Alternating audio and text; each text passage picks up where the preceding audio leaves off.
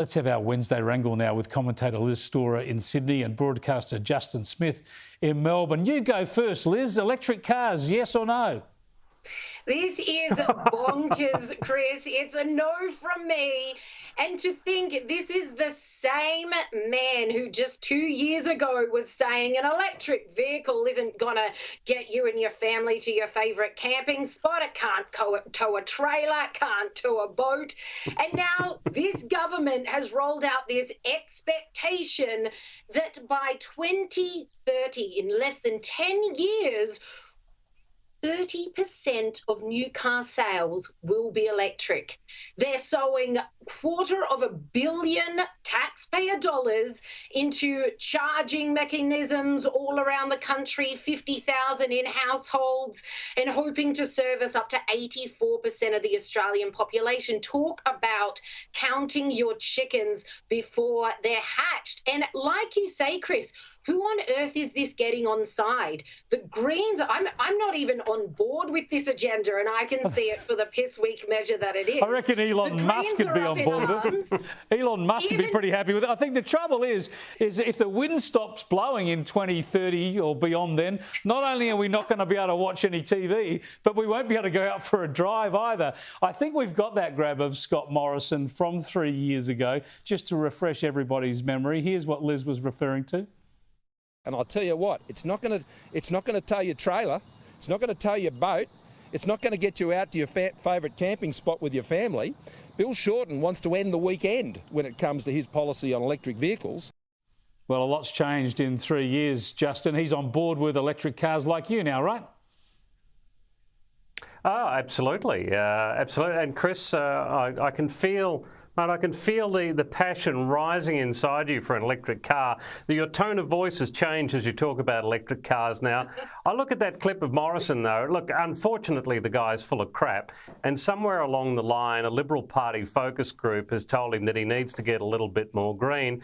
But I'll tell you what, I'm going to take it for what it is, for what I'm seeing. And thankfully, he is coming on board with electric cars. It's great. I'm glad he's doing it. Finally, and maybe we can put to bed some of the garbage that's been floating around about it.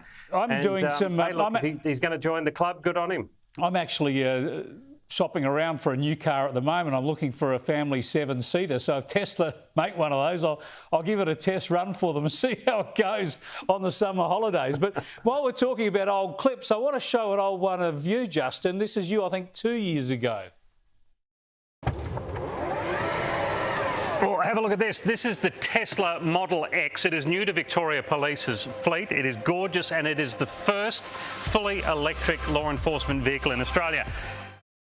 Yeah, we talked about that in the past, Justin. They were trialling those electric cars. I remember that. How are they gone? Are there lots of Teslas on the streets of Melbourne chasing down protesters, chasing down people not wearing masks?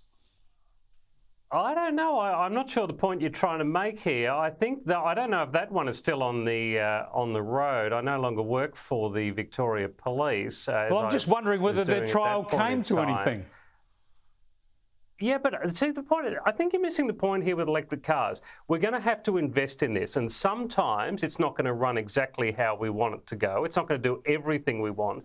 But what Victoria Police were doing that time under the leadership of Graham Ashton, they were investing in one of these cars to see how it would go, to see if there were any pitfalls in having an electric car and what they could do to address that in the future. It's about the future, you two. It is about trying to fix the problems and to try and understand and bring the technology, to us and make it work for us. And that's not always the case, not always going to work every time. Yeah, well, I just think the government money should stay out of it. Just let Elon Musk and the others fund it and people pay for it. Not going to work. Good work. Because that's what happened with televisions and with stereos and with phones and with computers. It just happened, right? Now, speaking of the future, Liz, the ABC has been telling us the future might be polyamorous. Some of the stuff they're pushing out at taxpayer expense. We can see here from an ABC Radio National website, they're telling us that you're talking about how his wife's recently come out as bisexual and polyamorous and opened up the marriage after almost 2 decades. What would you do? Now, people can have different strokes for different blokes, I suppose, but a lot of people are asking the question as to whether on this or not this is a use good use of taxpayers' money. Your thoughts?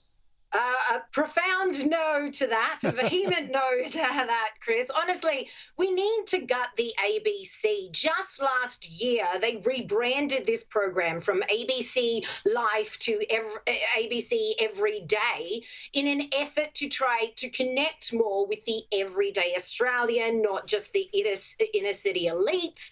And now here they are broadcasting this kind of content. I mean, the CSIRO recently had a poll which attested that only 1% over there, it was almost 5,500 people responded to this survey, are in open relationships. So you've got to ask yourself here, ABC, what is the agenda in churning out things like this? Are you trying to normalise it? Are you trying to glamorize it? What is the idea of covering? And at one point, there was 3 different articles, one on their radio, one on their website.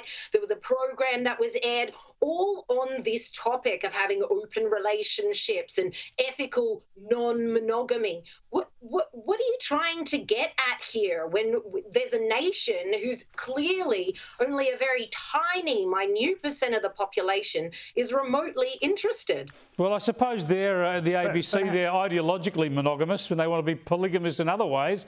Justin, just you try and wrap this next topic. If you want to say something on the ABC, I want to introduce another topic because this blows me away.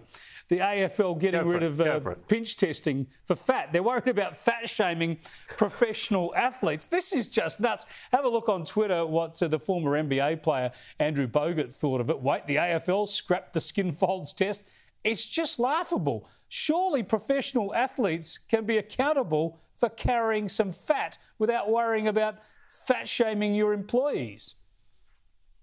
Geez, I'm glad they're not doing the bloody test on me after this recent lockdown, mate. I can tell you. What is funny about this, though, is the AFL have knocked it on the head for the pre-draft. I think I got the term right, the pre-draft. But the clubs are still going to do the pinch test. So it sort of seems to be it's not the clubs driving this; it's the AFL that have come up with dropping this thing, and it's about body image. And I mean, it's a bit odd to me. It seems to be a little bit on the strange side. I'm sure that nobody would, anyone would knock a pinch test on the head. They'd rather not do it if they could get away with it.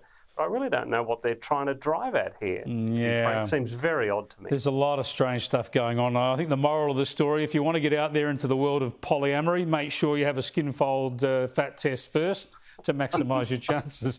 Thanks for joining us, Liz and Justin. Thanks, appreciate Chris. it. Wednesday Wrangle, which we have here, strangely enough, every Wednesday.